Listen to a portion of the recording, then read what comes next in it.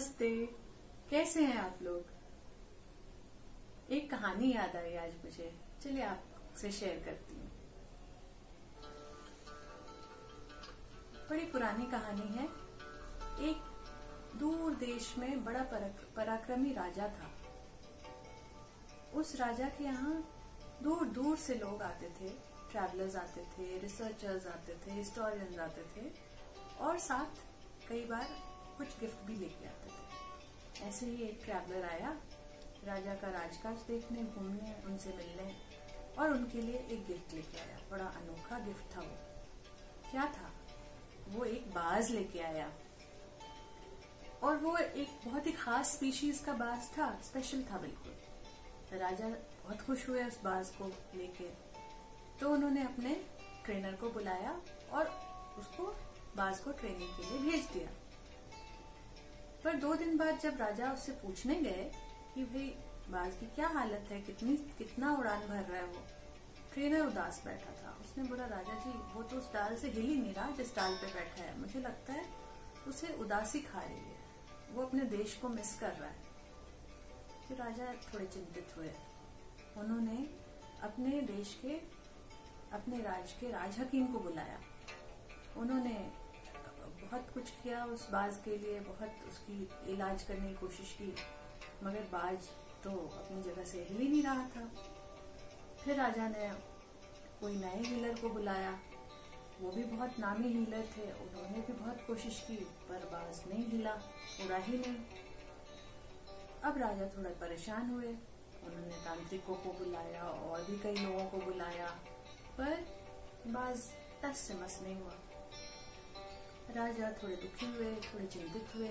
फिर सोचने लग गए, ऐसा क्या करूं, किसे बुलाऊं जो इस बाज को उड़ा दे। इतनी खूबसूरत नस्ल का बाज नहीं बैठा रह जाएगा। तो उन्होंने सोचा, चलो किसी जमीनी व्यक्ति को, जो जमीन से जुड़ा हुआ इंसान है, उसको बुलाते हैं। तो उन्होंने अपने देश के सबसे बुजुर्ग किसान को बुलाया। किसान आया, उन्होंने राजा को पूछा कि इस उम्र में मुझे क्यों बुलाया गया है दरबार में। उन्होंने सोचा, पता नहीं मैंने क्या कर दिया। राजा ने बोला, नहीं महाराज, हमने तो आपको इसलिए बुलाया है कि हमारे पास एक बाज है इतने खास, और वो किसी भी चीज को रिस्पॉन्स नहीं कर रहे, तो प्लीज आप थोड़ा देखिए कि उसको क्या हुआ है।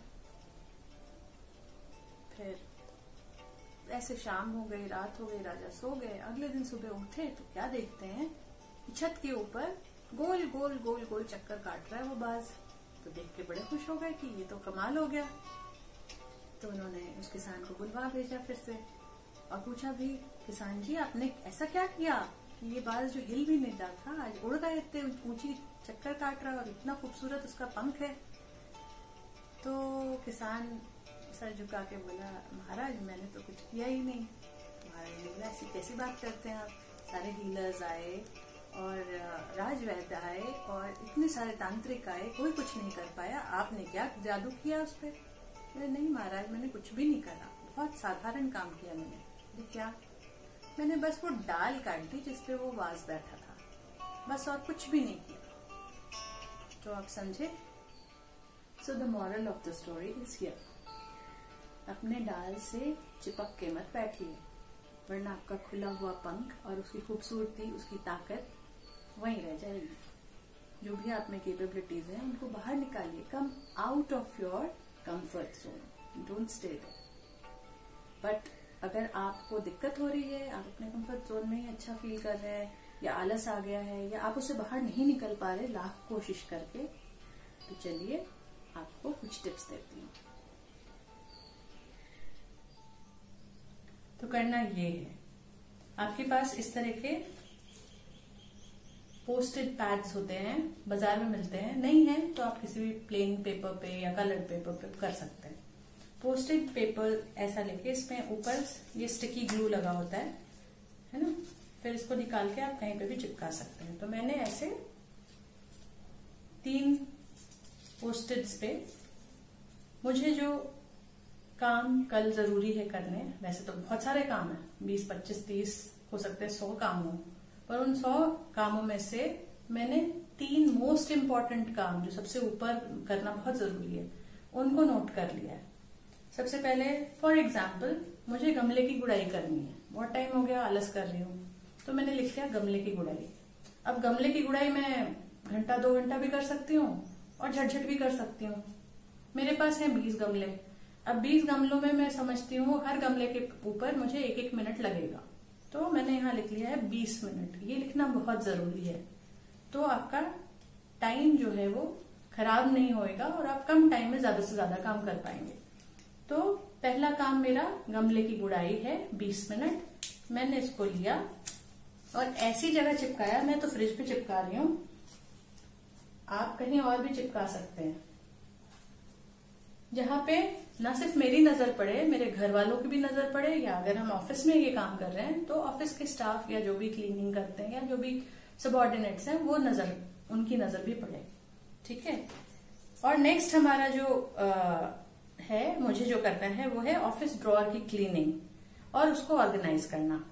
तो इसको करने में मुझे लगता है 5-5 मिनट लगने चाहिए। 4 स्टेप्स हैं।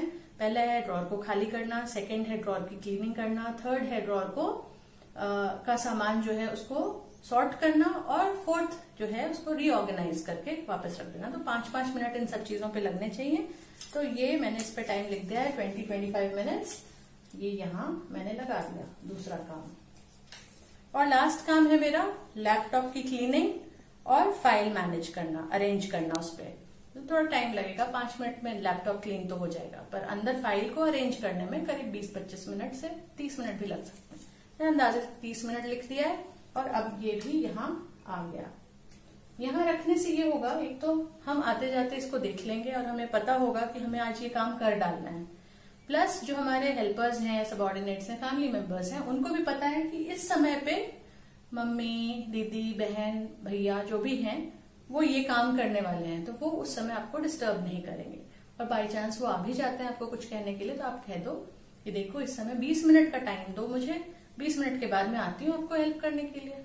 ठीक है। जब आप ये काम सारे खत्म कर लेते हैं तो ऐसा नहीं है कि इसको उठाया और फाड़ के फेंक दिया, हाँ हो गया काम, या टिक मार्क कर दिया, कुछ नहीं। आपको क्या करना है, आपको इसको निकालना है यहां से और फिर इस जगह जाके यहां चिपकाना है।